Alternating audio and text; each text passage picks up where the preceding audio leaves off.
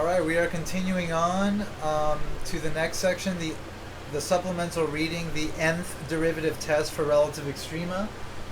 Exercise 9.6, problem 1a. So find the stationary values of the following function. Y equals x cubed. So stationary values are just critical values. Determined by the nth derivative test whether they represent a relative maxima, relative minima, or inflection point. Alright, so first we have to take the first derivative to identify the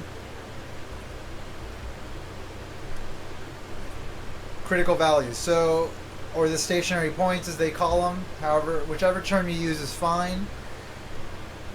So in this case, x squared equals negative 3.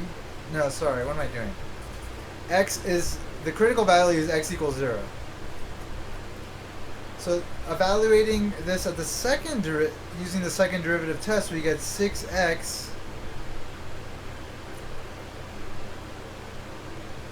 which,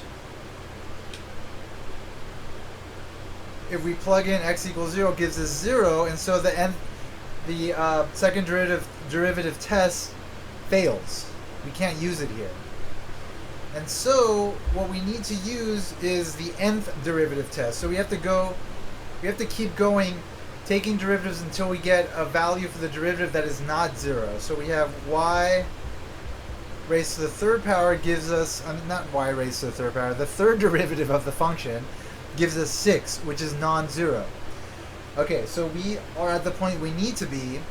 So looking at the conditions for the nth derivative test, because this is an odd number for the derivative, then basically what we have is an inflection point. That's what that means. If we have a if